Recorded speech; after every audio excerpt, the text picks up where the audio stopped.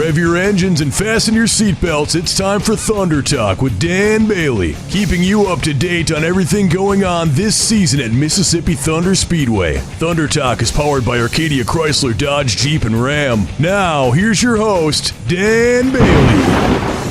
Hey, race fans, welcome to another edition of Thunder Talk on WINONA Sports Network 99.3. I'm Dan Bailey. Hey, a little house cleaning first. For those of you who are listening via YouTube, don't forget to like, subscribe, share with your friends, and hit that subscribe button so that you're reminded of when new content is coming up. And of course, this weekend, a huge extravaganza at Mississippi Thunder Speedway, the second annual Dairyland Showdown, presented by Dynamic Concrete Resurfacing. All new scenario this year for the first time.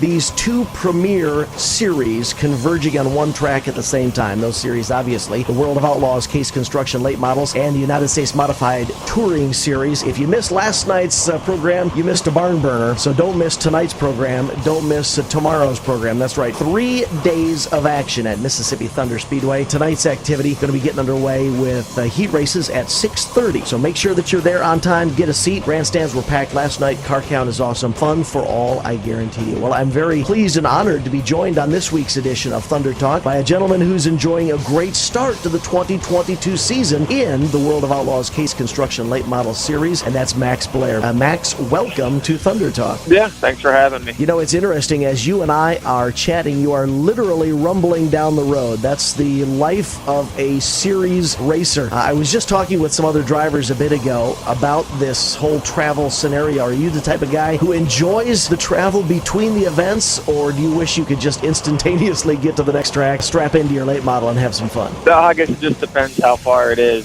This one here is quite a drive for us. It was like 14, 15 hours from our house, so I'm ready to get there and quit staring through a windshield for a little bit. Does that long trip, does that ever wear you down, either mentally or in preparation to get strapped into the late model, or are you able to just forget about it once you get strapped in? No, I mean, we try to break it up so it doesn't get too crazy. We drove, 5-6 hours last night and then stopped and finishing it off today. We're about an hour and 10 minutes or so from the racetrack right now. Well, let's talk World Outlaws late models. You were able to come off of a strong 2021 season where you grabbed a trio of WU late model feature wins with a very strong start to the 2022 season, grabbing the Rockalt Memorial at Cherokee Speedway. 12 races into this lengthy 2022 season. It's easy to say everything's roses when you've got a win under your belt early, but is the beginning of this season going the way that you had hoped it to go? Yeah, it's going real good so far. And we're going to a lot of new racetracks, a lot of places we've never been before. So we'll see how it keeps going here, but hopefully we can keep the early momentum rolling and,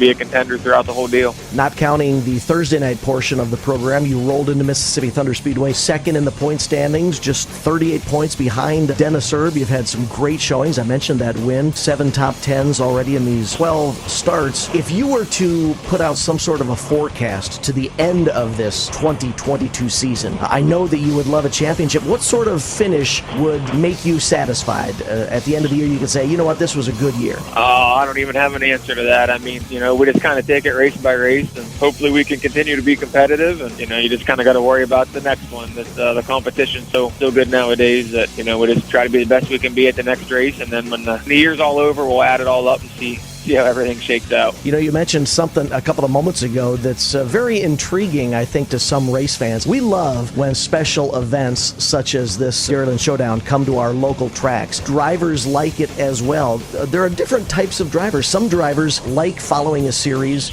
and experiencing a new track. Other drivers are really comfortable staying at home, really figuring out one track, and that's their experience. You had mentioned you've visited a lot of new tracks already this year. Do you enjoy getting to a new track and having to figure that new track out, or do you like getting to those tracks that you've already been to and say, I kind of have a notebook here?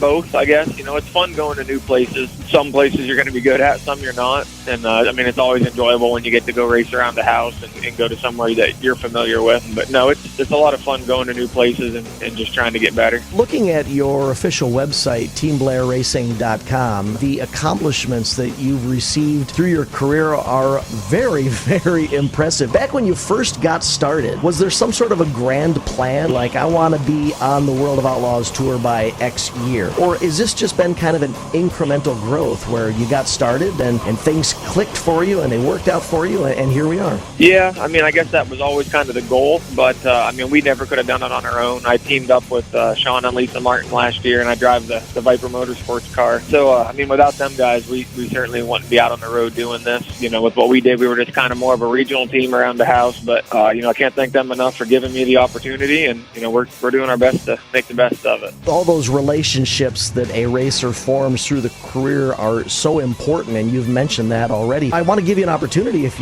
you want to. Do you want to do any name dropping? Tell us who's helping you out sponsor-wise, or someone in the pits or back at the shop. Run through a list if you'd like. Yeah, for sure. You know, we got a ton of great people that are behind this deal, and we couldn't do it without all of them. Sean and Lisa Martin with Viper Risk Management Group and Viper Motorsports. Said we teamed up with them last year, and so far things have really been going well. Base Racing Fuels, Rocket Chassis, Murphy's Logging, C&J Dairy, Previty's Auto Wrecking, Bachman Trucking, SRI Performance, Mobile One, Creekside Auto Sales, Niemeyer Garage, Northwest Bus. We got a ton of great people that helped this deal out.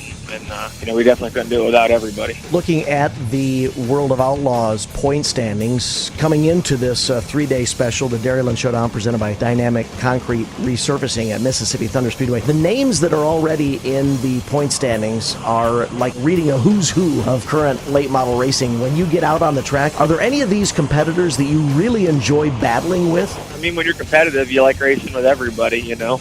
No matter what, when you come to these races and you get to race with these guys, it's always fun.